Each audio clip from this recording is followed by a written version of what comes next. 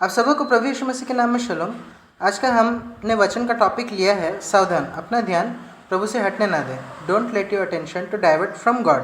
यहाँ हम देखेंगे 1 शमूएल चैप्टर 15 में हम लोग यहाँ देखते हैं कि शाऊल राजा, जिसको परमेश्वर ने अपनी प्रजा इसराइल पर राज्य करने के लिए अभिषेक किया था और राजा बनाया था, और परमेश्वर की ओर से उसे आज्ञा दिया कि अमेरिका के विरुद्ध युद्ध करे और सब कुछ जो अमेरिका का है नष्ट कर देना।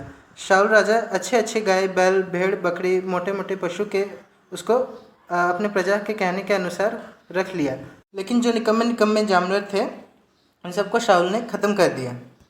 इस तरह से शाऊल राजा ने परमेश्वर के आज्ञा का उल्लंघन किया और परमेश्वर को प्रसन्न नहीं किया और उसने अपने प्रजा को प्रसन्न किया।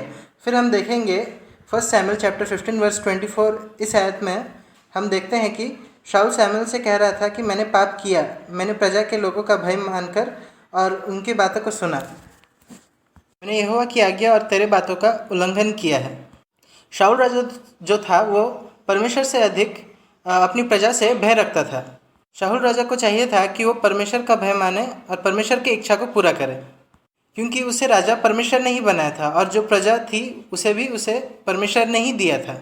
एक राजा होते हुए उसका ध्यान अपने परमेश्वर की ओर लगा रहना चाहिए था, क्योंकि जो विजय होता है वो प्रभु की ओर से ही आता है, ना घोड़े के बल से और ना लोगों की ताकत से। वचन में लिखा है कि मनुष्य के क्रोध से नहीं डरना है, परमेश्वर के क्रोध से डरना है। शाऊल प्रजा से डर गया।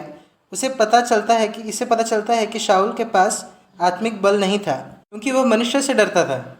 आत्मिक व्यक्ति अपना ध्यान परमेश्वर की इच्छा जानने और परमेश्वर का इच्छा पूरा करने के लिए तैयार रहता है। और इस तरह शाऊल राजा जो था वो लोगों का भय खाकर और परमेश्वर का भय ना खाकर गिर गया और प्रभु से दूर हो गया। फिर हम देखेंगे गेहजी के बारे में, जो एक बहुत बड़ा भविष्यवक्ता का सेवक था और वह एलीशा के साथ रहता था। एलीशा परमेश्वर के नज़र में रहता था और वह परमेश्वर के आत्मा में ही से सब कुछ जान लेता था कि उसके साथ क्या होने वाला है। गेहजी को परमेश्वर ने अच्छा मौका दिया था एक भविष्यवक्ता के साथ रहने के लिए, लेकिन वो अपना मन दुनिया पर लगाया। लालच में आकर उसने नामान से झूठ बोलकर धन जैसे कपड़ा, चांदी मांगा और परमेश्वर से दूर हो गया। और शिमशोन ने भी अपना ध्यान परमेश्वर से हटाया और अपना बर्बादी का कारण बन गया। परमेश्वर का उपस्थिति उसके जीवन से चला गया और जब उसके सर से बाल काट दिया गया फिलिस्तीनियों के द्वारा, तो वह बलहीन हो गया।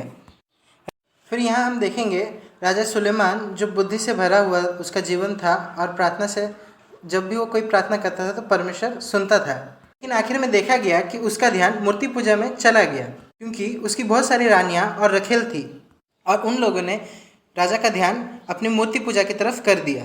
इस वजह से राजा सुलेमान ने अपना आत्मिक जीवन खो दिया और उसका राज्य जो है वो 2 भाग में बंट गया। इसलिए मेरे प्रिय भाई और बहनों, प्रभु यीशु की तरफ देखें और अपना आत्मिक जीवन को बलवंत करें और अपने आत्मिक जीवन को रक्षा करें, ताकि परमेश्वर का इच्छा आपके जीवन में पूरा हो सके। क्योंकि परमेश्वर के सामने आत्मिक जीवन बहुत ही बहुमूल्य है और जिसके पास आत्मिक जीवन नहीं है वह नरक जाएगा। इसलिए आइए हम प्रार्थना करते हैं। महान दयालु पिता परमेश्वर, आपके पास आते हैं, आपको धन्यवाद देते हैं आपने सुंदर समय दिया अपने पास आने के लिए। खास करके प्रार्थना करते हैं अपने ये समय अपने चरणों के पास आने के लिए अपना ये समय दिया है। प्रार्थना करते हैं जितने लोगों ने भी इस वचन को सुना है वो आशीष पा सके इस वचन से और अपना ध्यान परमेश्वर की ओर लगा सके। इस छोटी सी प्रार्थना आपके प्यारे प्रभु यीशु मसीह के नाम में होकर चाहते हैं। दया से सुने और ग्रहण कीजिए, आमीन। अगर आपको मेरा ये वीडियो अच्छा लगता है तो प्लीज़ इसे लाइक, शेयर, सब्सक्राइब और इसमें कमेंट भी ज़रूर करें, ताकि मैं आपके लिए नए ऐसे वीडियोज़ लाते रह सकूँ। Thank you.